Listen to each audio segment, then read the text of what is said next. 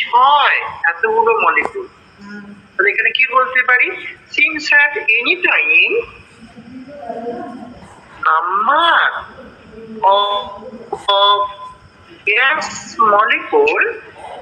number of gas molecule at a transfer from B layer to A layer, D layer to A layer is এটা দেখো n/6।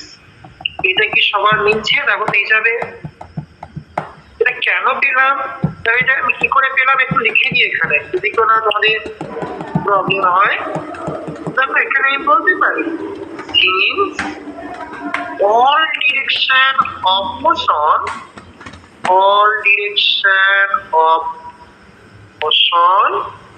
এটা কি equally probable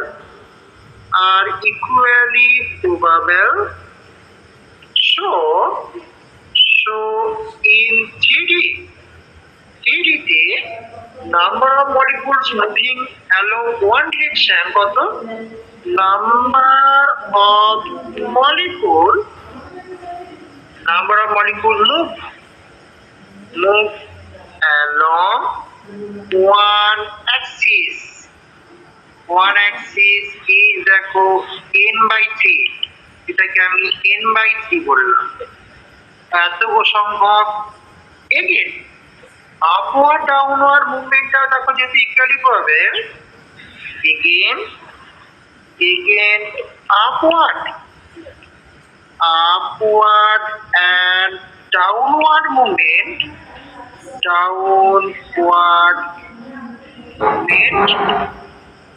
এটাও দেখো কি are also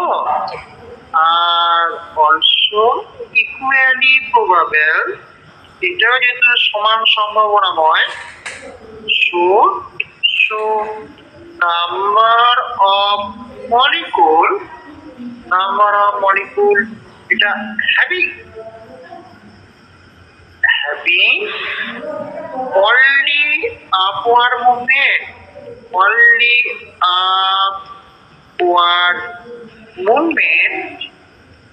only upward movement is এটা দেখো n/6 আমি বলবো। বোঝা গেল? ওকে,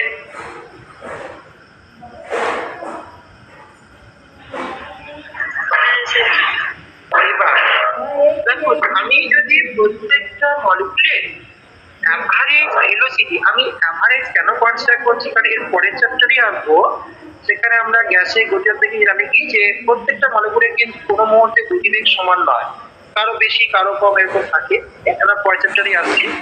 তাই এখানে আমরা অ্যাভারেজ ভেলোসিটি কনসিডার করছি। যদি সিএ বলি average velocity of one molecule, আর দুটো লেয়ারের মধ্যে এরিয়া কন্ট্যাক্ট এস হয়, যে if CA is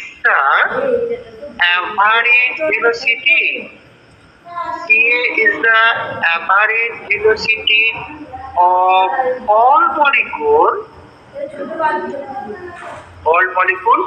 এবং and the area of contact between two layer,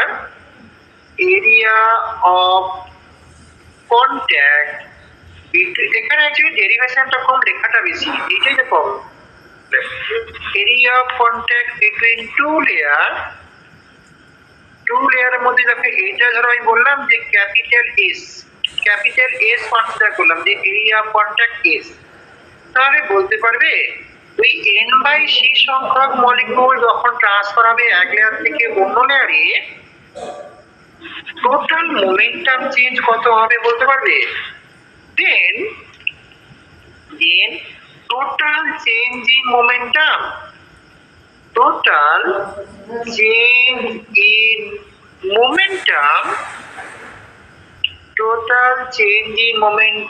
উভয়ের ওই n/6 মলিকুল, এতগুলো মলিকুল ট্রান্সফার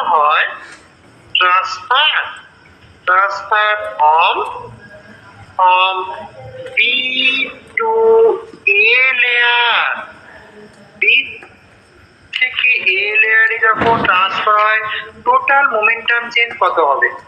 দেখো এটা কি পাবো, একটা মলিকুলের জন্য কত হয়, দেখো একটা মলিকুলের মাস ইনটু ভেলোসিটি, দেখো মাস হচ্ছে m, ভেলোসিটি পার্থক্য দেখো l dv/dz, তাই তো। আর ওই দেখো যে এটা একটার জন্য, এবার n/6 সংখ্যার জন্য কত হবে, তাহলে এর সঙ্গে n/6 মাল্টিপ্লাই করলাম।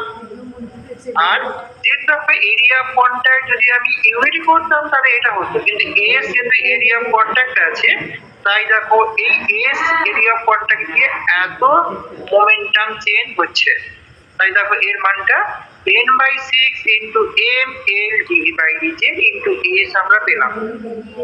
দেখো সব ঠিক আছে কিনা বলবে। এবার দেখো তো যেহেতু অ্যাভারেজ ভেলোসিটি আমি সি এ কনসিডার করেছি, তাহলে momentum change in unit time কত হবে, যে সিন্স নেক্সট আসছে since c a is the average velocity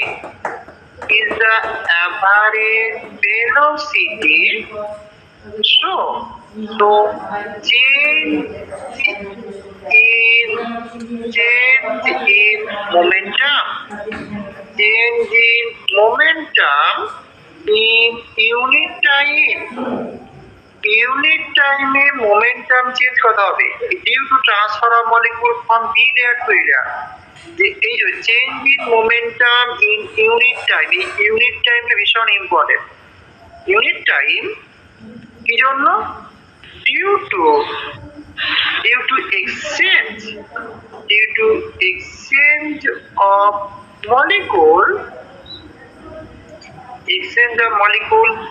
from B to A layer each, কত পাবো, দেখো উপরে দেখো যেটা পেয়েছিলাম তার সঙ্গে যদি দেখো আমি ভেলোসিটিটা মাল্টিপ্লাই করে দিই তাহলে দেখো একক সময়ে কত হয় দেখো সেটা পাবো, এর সঙ্গে দেখো আমি সি এ মাল্টিপ্লাই করলাম, দেখো তো আছে কিনা।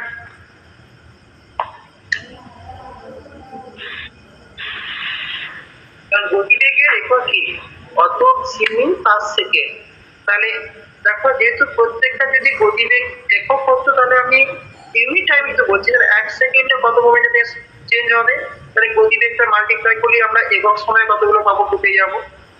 এই যে momentum change in unit time এটা অ্যাকচুয়ালি কার সঙ্গে সমান গো, এই momentum change in unit time এটাকে অ্যাকচুয়ালি বলা হয় ফোর্স।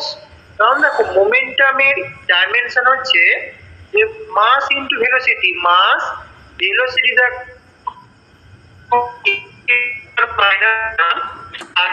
যদি আমি টাইম দিই কারণ ইউনিট টাইম, তাহলে এটা দেখো আমরা m/2, সেটাই দেখো অ্যাকচুয়ালি একটা ফোর্স দাঁড়ালো, তাই না, মানে ফোর্সের ডাইমেনশন। তাই এখানে বলতে পারি এই যে একক সময়ে যে পরিমাণ মোমেন্টামে চেঞ্জ হচ্ছে বি লেয়ার থেকে এ লেয়ারে মলিকুলগুলো ট্রান্সফার হওয়ার জন্য তার জন্য একটা ফোর্স ডেভেলপ হচ্ছে, যে ফোর্সের মান হচ্ছে কত, এই মানটা। তাহলে এখানে বলতে পারি কি যে due to exchange of molecule,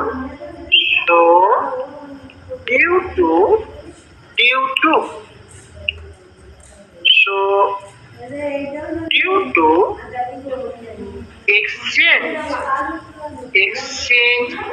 of molecule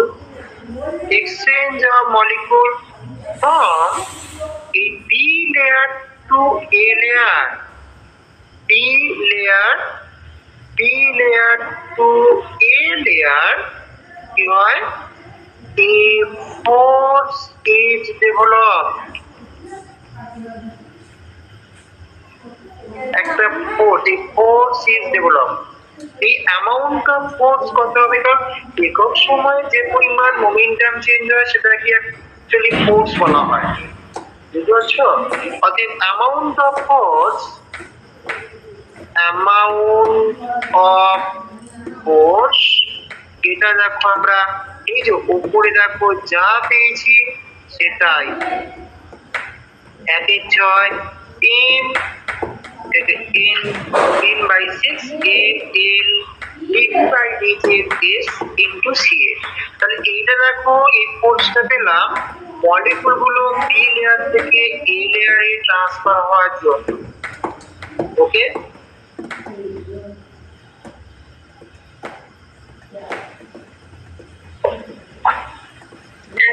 একই রকম ভাবে দেখো তো তুমি যদি উল্টোটা কনসিডার করতে, যে মলিকুল গুলো এই যে ডাউনওয়ার্ড মুভমেন্টের জন্য মানে বি থেকে সি তে আসছে, তাহলেও দেখো আমরা এই একই, সেখানেও তো গতিবেগ পার্থক্য ওই একই ছিল, তাহলেও দেখো আমরা এই একই রকমের একটা এক্সপ্রেশন পেতাম।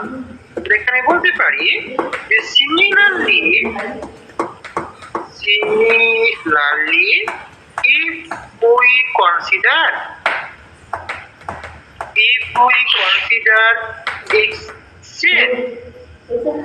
exchange of molecule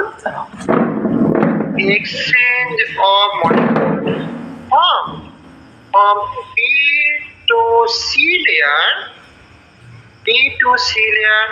তার জন্য দেয়ার অলসো, তখন সেখানেও কিন্তু একটা ফোর্স ডেভেলপ করবে। এখানে দেখো এইটা ছিল বি থেকে এ লেয়ারের জন্য, এখানে বি থেকে সি লেয়ারের জন্য, দেয়ার অলসো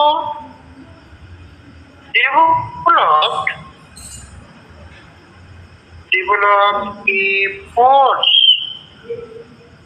এখানে অ্যামাউন্ট অফ ফোর্স কত হবে? ওই উপরের মানের সঙ্গেই সমান, তার কারণ এখানেও দেখো ওই একই, কারণ এখানেও ভেলোসিটি পার্থক্য সেই একই ছিল। অ্যামাউন্ট অফ ফোর্স, তাহলে এটাকে আমি 2 নম্বর সমীকরণ বললাম। তাহলে বি লেয়ারে টোটাল বা নিট ফোর্স কত ডেভেলপ করলো? যে বি লেয়ার থেকে তো একই সঙ্গে মলিকুল গুলো যদি এ লেয়ারে বা সি লেয়ারে ট্রান্সফার হয়, তাহলে বি লেয়ারে নিট ফোর্স কত ডেভেলপ করছে? দুটোকে যোগ করলেই পাবো। therefore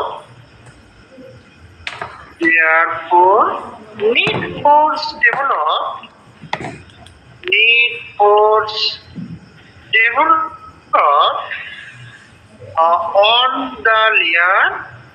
on the layer B each কত হবে?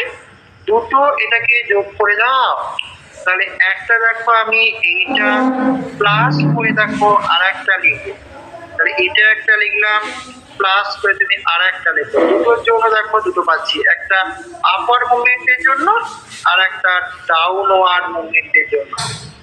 দুটোকে যোগ করে দেখো 1/6 1/6 যোগ করলে 1/3 হয়, তাহলে এটা দেখো আমরা 1/3 n m l dv/dz, এখানে s